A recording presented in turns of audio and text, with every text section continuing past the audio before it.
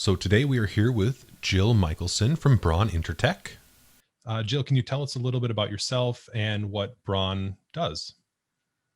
Yeah, well, Braun Intertec is a consulting, engineering, and testing company. So we are involved in construction from the moment of planning and design with investigating the physical properties of construction sites to the execution of the construction itself, making sure that designs are properly implemented, that proper materials are used, checking quality, documentation and things like that. So we're involved from the beginning to the end of construction.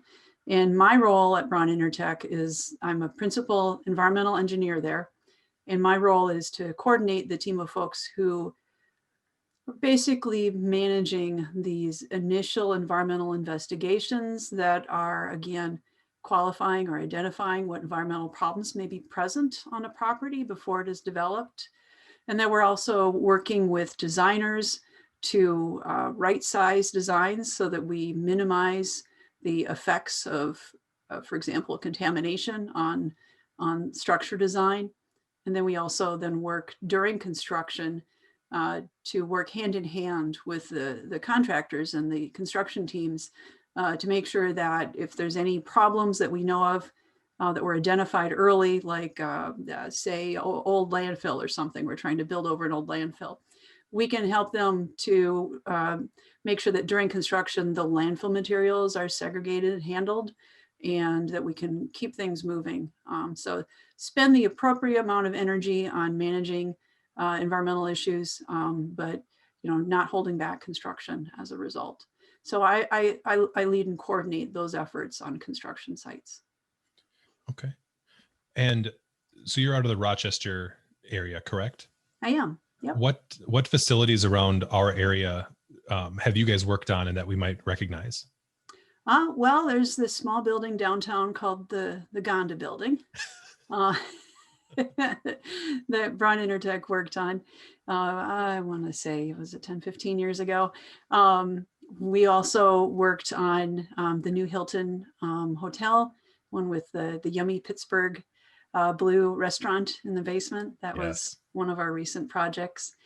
Years back, boy, going to the 80s, the flood control program where they rerouted the rivers and created all these new reservoirs. We were involved in the design of some of the flood control structures downtown. Okay. I mean, our company has been around for more than 50 years, and we've been in Rochester since 1979. So we have some old footprints. If you know where to look for them, we've been around. Personally, in addition to working on some of those projects, I also work and specialize in large project environmental management. So you will have seen my footsteps around some of our regional projects, like the Red Wing Bridge, Okay. just completed building a new bridge in Red Wing. It's the Eisenhower Bridge of Valor, which I think has the best name of any bridge Wow. structure I've seen.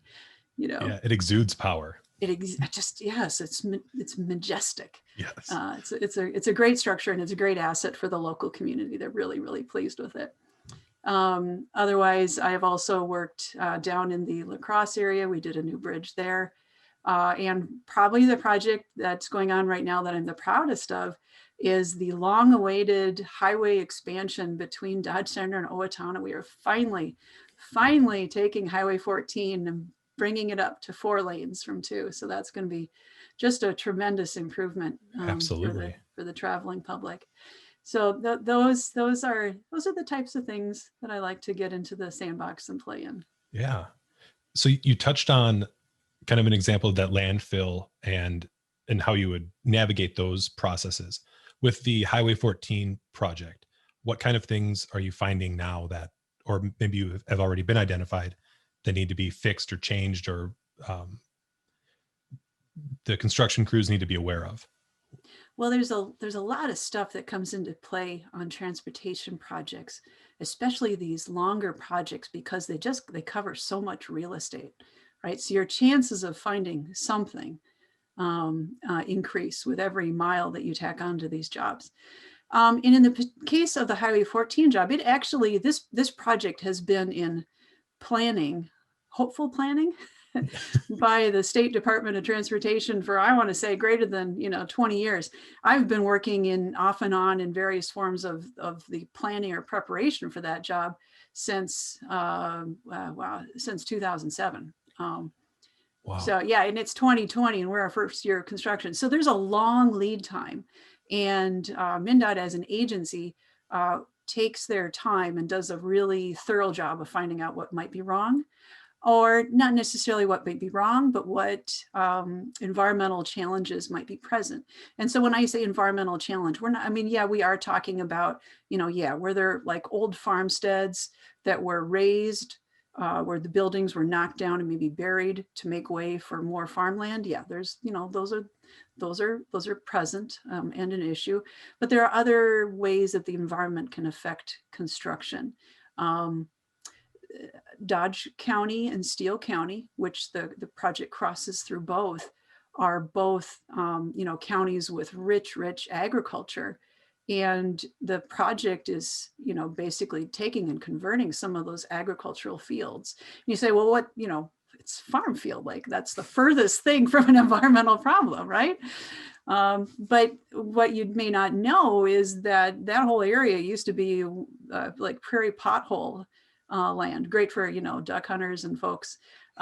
It used to have just a zillion wetlands, but over the years, over the last 100 years, really, that whole area has been drained to reveal a very rich, fertile farm fields. Well, turns out if you're going to go and construct through an area, you are cutting through the drainage systems that are there, that are maintaining those farm fields.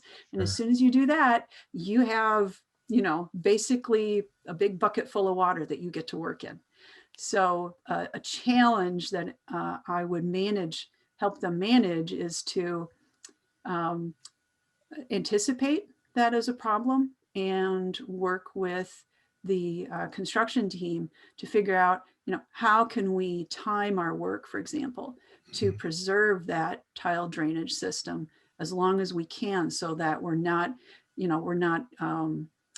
soaking ourselves when we go to try and do the work, or to make sure that before we cut tile drainage, that we have an alternate way to handle that water, which, the project, they're no dummies. When you design big projects like this through wet areas, they've got a great, they've designed a great drainage system. It's just the sequencing and the timing of bringing that online so that we don't end up flooding ourselves out with the pervasive water that already exists. And we have, native prairie that is there that needs to get protected, wetlands that need to get protected. There are a few left. And even in one part of the corridor, they found evidence of earlier people living there, potential, I don't want to say prehistoric, that's probably the wrong word, but, basically earlier people's Native American type remnants of settlement, Wow. archaeological features. So we had an area where we had to do, this is again, the pre-work that goes on before construction. We had to do some very careful examination to make sure that we were going to be identifying and appropriately handling any old artifacts that were encountered. So, contamination on a project that goes through farm fields, not really so much of a problem. Okay. Managing debris, and there's, the old farm dumps, right, where old farmsteads have their own burn piles. You run into that, but that's pretty ordinary stuff. Sure. It's this larger, more multifaceted aspect of managing construction in the environment. Okay. We talk about protecting the environment from construction, right? Right. We also have to work to protect our construction from the environment, and make sure that we're able to do what we need to do when we have to do it, by anticipating, limitations and getting stuff identified. So yeah, that's the really long answer to your question. Yeah, no, that was great. So how and when did you know you wanted to get into this line of work? Well, oh golly. Well, I went into college. I went to an engineering school, and I actually thought I would do theoretic physics because I was a very curious person as a young person. Um, and it only took me one applied physics class to learn that I really didn't like it at all. But I mean, like many people, when you go into college, you evolve, right? You try some things on. It's a good fit, maybe not a good fit.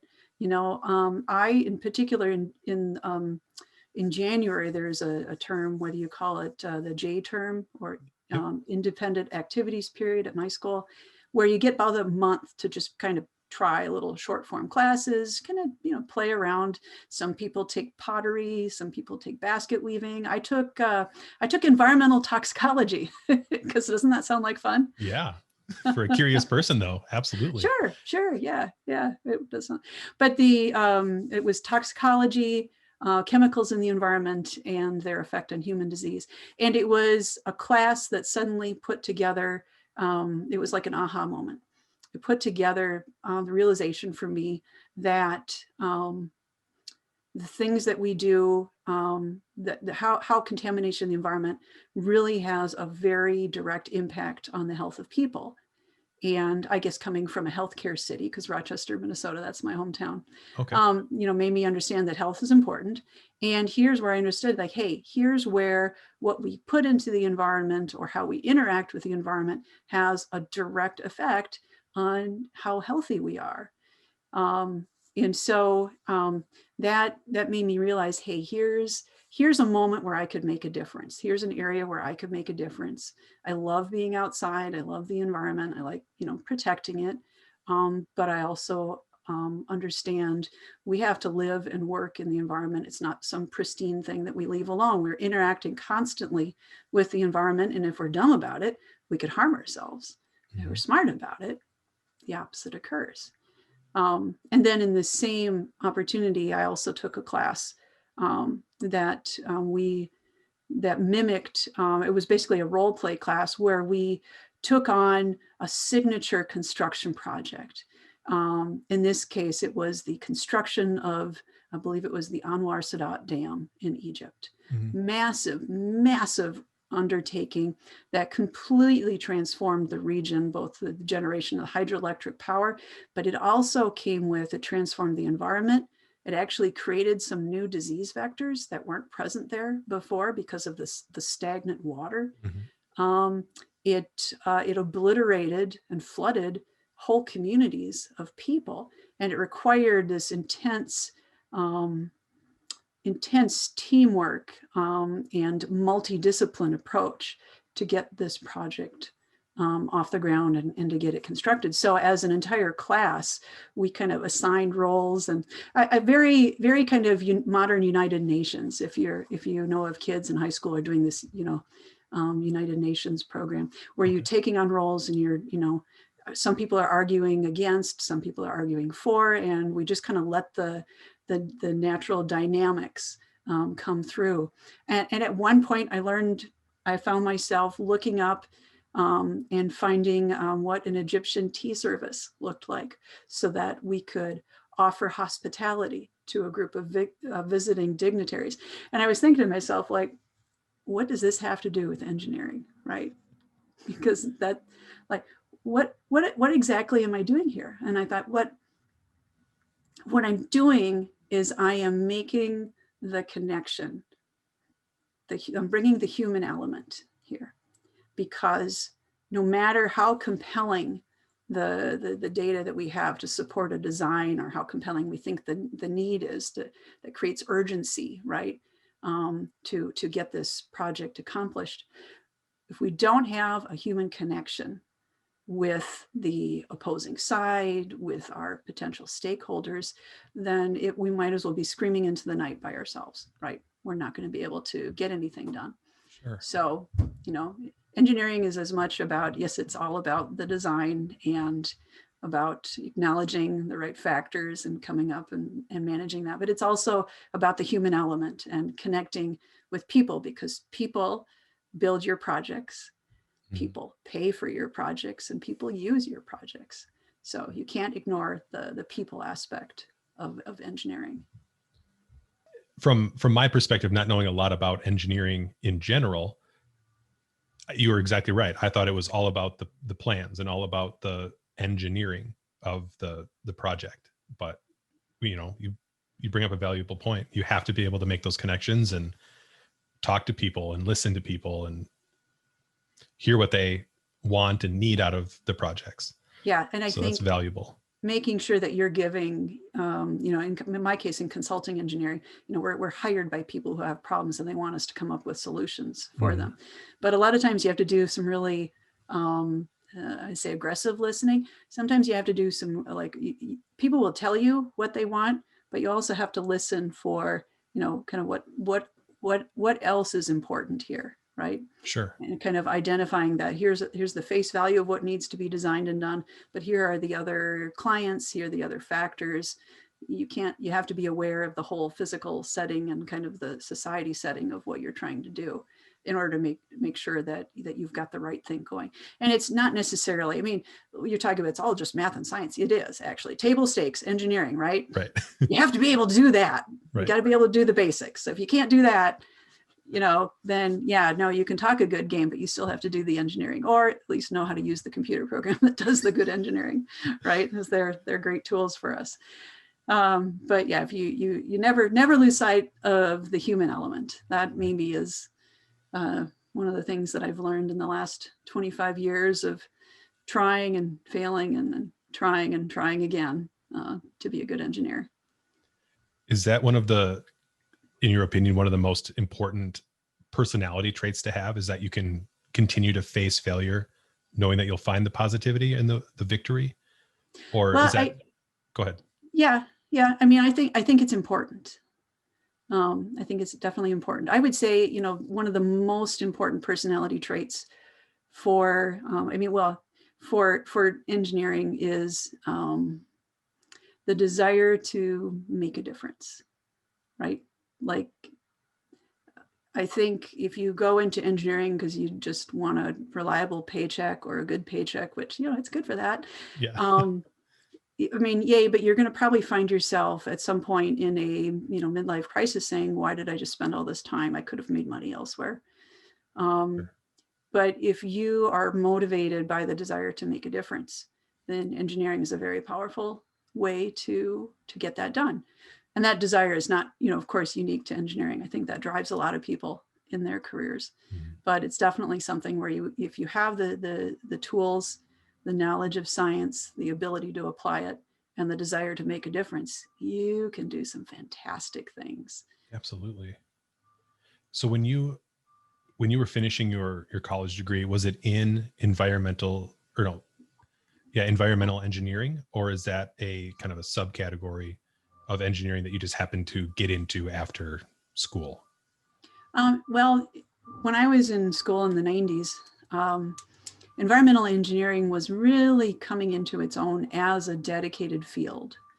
But it has been for many years, if you wanted to do the types of things that I describe in environmental engineering, you would get a civil engineering degree, which is a great versatile degree, teaches you a lot about how to build things, whether it's, design a new subdivision or a road or, some kind of a structure, there's a lot of good skills that come from that. But the environmental engineering aspect of civil engineering, where we're talking about like wastewater treatment design or air pollution control systems or contaminated site investigation and remediation or environmental compliance, facility or construction site management. These are all things that really have enough complexity and need enough unique attention that they really merit their own degree. You can get a civil engineering degree and go out and do environmental engineering. These days, it's recommended that you have a 4-year degree and then you do at least a couple years worth of like master's level coursework. Okay. I'm a professional engineer and I'm a big proponent of that. It's like the difference between being a doctor without passing your tests or not. It's the professional standard. So as a professional engineer, it's important that you have the bachelor's 4-year degree, and then you have a certain number of course credit hours in an advanced like master's level course, although you don't have to get a master's degree in order to get it. It is Okay. something where the profession has recognized that it's important for students to get some design classes, and that's really what the master's degree delivers, is some very specific design classes. Okay. You can start off with a civil bachelor's and do environmental engineering as a master's degree, or just take some of those classes. I think also it varies from state to state how they recognize and license professional engineers. So Okay. it would be something to take a look at and see what your own state registration board requires. Okay. Did you go to school in the Minnesota area, or were you out of state? I went out of state. I was the typical teenager. Where can I get accepted to go to engineering school that's as far away as possible from the Midwest and does not have earthquakes? Right. So naturally, that meant I went to the East Coast. Yep. I attended the Massachusetts Institute of Technology, which is a science and engineering school in Boston. Just down the street, there's this little English school, Harvard. We like to tease them. They like to tease us. Yeah, so I went there and got my undergraduate degree there. I never did actually go. I still have plans to go and get a master's degree. My problem is that, or maybe the opportunity is that I am such a constantly curious person that I find myself doing a lot of on-the-job learning. And as soon as I've learned something, I'm like, well, do I want to do a master's degree in that? That would be fun. I kind of feel like I did that. Been there, done that. Let's move on to the next thing, which is a perfect set of personality trait if you want to go into consulting engineering, because each new project brings a new challenge. Absolutely. That's so cool. I've never met anyone that went to MIT before. So We're all pretty nerdy. yeah, my kind of people. I like it. So what kind of advice would you give to a high school student that might be thinking about getting into the engineering field?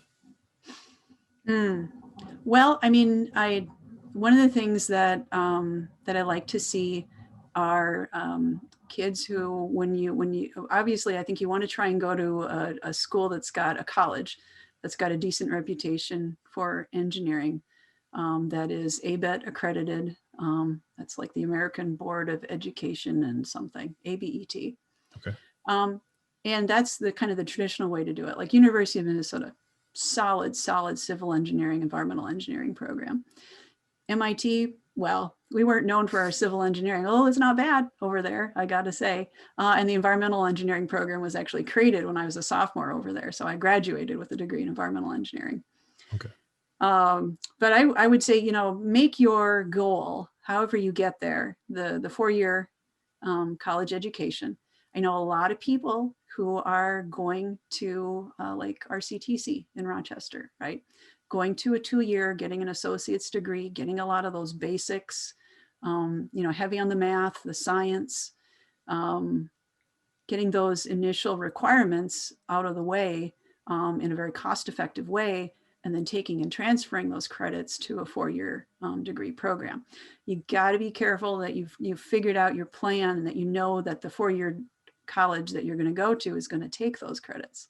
So you want to do your homework if you're going to do that, but it can be a really effective way to get there if going right to a 4-year program is not for you. And then, like I mentioned, after you've got your bachelor's degree, plan to hang around a little bit. If you're not going to do a master's degree, look for an opportunity to take some of those design programs, again, especially if you want your professional engineer designation, which is important for environmental engineers. Being a professional engineer, or PE, as we call ourselves, is also really, really important for civil engineers, and some mechanical and some electrical. Basically, if you plan to do engineering in a setting or on projects that have to do with the public infrastructure, roads, buildings, things that people occupy, bridges, you're going to want to have that professional engineer, because it is an additional set of certifications that, really show people that you know what you're doing. So that's my second, or is it third plug for planning to be a PE. It does require 2 exams. One is the fundamentals of engineering test. You take that right out of college, or even better, when you're a senior in college where it's still fresh. Don't make my mistake and wait like 5 years to take the exam, because oh my gosh, the studying for that was hell at that point. Yeah. Wow. And then after you had, you've had, pending 3 or 4 years of experience, 4 if you have a bachelor's degree, 3 if you have a master's, then you can sit for the professional engineer exam. And that's where they run you through the paces. You get to design things and answer questions based on real world, real construction type experiences. And then when you pass that, then you get your PE stamp and the accompanying pay raise and promotion that comes with that. That's great. Yeah, so that would be, yes, plan on the four-year degree program, plan on some master's level courses for environmental engineering, and then in between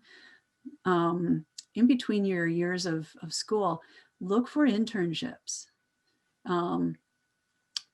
These days, I'll tell you, the engineering job market is tight enough. You shouldn't have any trouble finding paid internships. I think the years of unpaid internships for engineers in training are done. At least I hope so.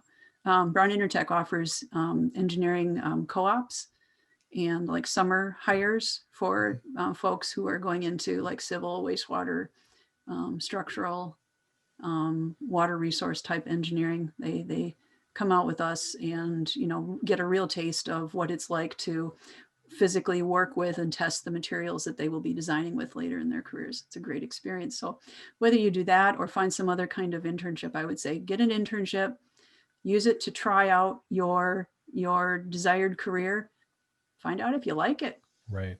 Or find out if you hate it. Yeah. Right. And then figure that out before you've finished a 4-year degree, right? And make the change that you need. And then once you have one internship, get another. People, you worry about coming out of college with an empty resume. Well, if you've had internships, you're not going to have an empty resume. And that is really going to set you apart from other folks coming out.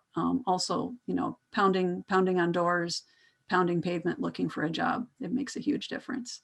And then the last thing that I encourage students to do is also start your networking now, right? Maybe not now like in high school, but it's when you start that 2-year program or you start that 4-year program, LinkedIn. Can we flash a little logo up here? No. LinkedIn is, it's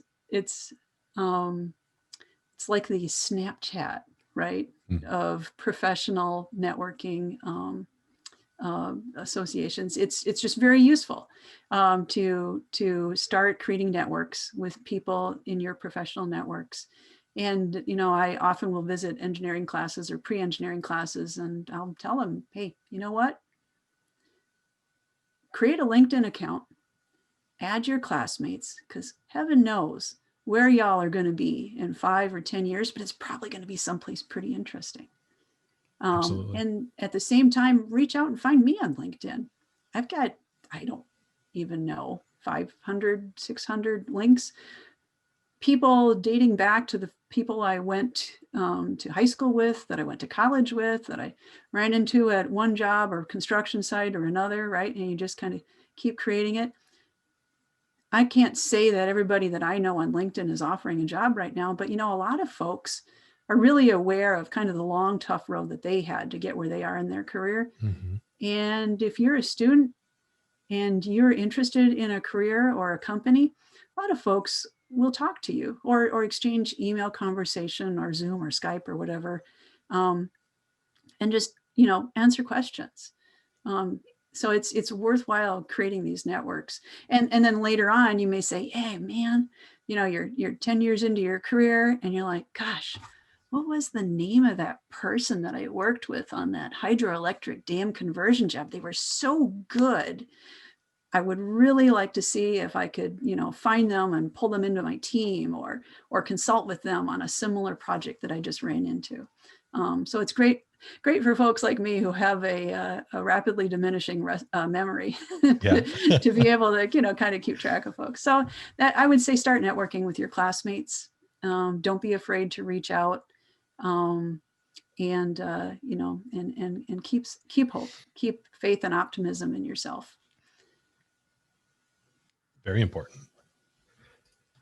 So that kind of wraps up my formal questions. Is there anything that you wanted to make sure that you got out there to these high school students on what it's like being an engineer, how you got to where you are, any big picture, little picture things that you think is important for them to know? Yeah, well, I think we touched on a lot of the important things, which is, yes, be technically proficient, right? Be a good engineer, but don't ever forget about the people, right? Who are going to be paying your paycheck, who are going to be using your designs, who might be affected by this project in other ways. On the topic of networking, don't burn bridges. Literally and figuratively. Literally, okay, yeah, okay. No, but just keep in mind that you may be working on a job and you may find yourself with an adversary on the job. In large project construction, it is very common for someone to be an environmental manager for, say the owner, like in this case, the Department of Transportation, or maybe for the contractor, and for there to be someone on the other team with a very similar set of responsibilities whose job is to kind of watchdog the efforts of your team. Sure. It's very common to be, where I can find myself working very hard to advocate for my client, which may appear to be a bit in combat with the other side, if you will, even though we all have the same goal, right, of building a construction project. It's very common to, to be vigorously advocating for my client, maybe at the expense of somebody else. And the construction project finishes, and we all sit down, we have a beer, and to go, whew, boy, glad that one's done, or hey, good job with the find on the varicolored bat restriction. That was a good one. Took me aback a little bit before I figured out how to manage it. There's a mutual respect, right? Don't burn bridges. That's great. Don't go out of your way to antagonize people. You will see them again. This industry is small. Yeah. I practice in 3 states, and we're running into the same people. So don't piss people off unnecessarily. Right. Hold your ground. Right. Hold your ground, but if you've won, you've won. Don't drive the knife in and twist it, right? Yeah. And keep in mind, you're going to be, potentially partnering with these other people in the future. You may be working with them. So I got my job now as my principal opponent, I'll say, on a construction project 13 years ago. We got together for beers after the project were done and kept in touch. And a year later, they said, we need you to, come join our company in Rochester. We want to add environmental services to what we're doing there. And I said, yeah, absolutely. Let's do it. Because I knew the degree of integrity of the individual and of the company that they represented, and said, you know what? Yeah, they were principled opposition. They were vigorous in advocating for their clients, but they were never underhanded. And I can respect that. And that's what you want to be, as someone who is respected, because you're, as an engineer, particularly as a consulting engineer, you have a brand, and you have to be conscious of maintaining the integrity of your brand, if you will, and doing things like being deceitful or fudging the truth only hurt your brand, and it will come around and catch you. Absolutely. Everybody has that interview question, by the way. Oh, and when you're interviewing, there'll always be the question, tell us about a time that you made a horrible, stupid mistake, and how did you recover from that? Right? Okay, so that's my other takeaway. Everybody asks that question. So have a good answer. Oh, that's great. Well, thank you so much. This is one of the most interesting interviews that I've conducted. And like I said, I don't know much about engineering. I've never met anyone from MIT. So yeah, this kind of hit a cool spot for me. So thank you so much. Well, you're welcome. You're welcome. We've got a lot of kids to persuade to be engineers, Nick. We can do this. We can do it. Thank you so much, Jill. All right. Take care.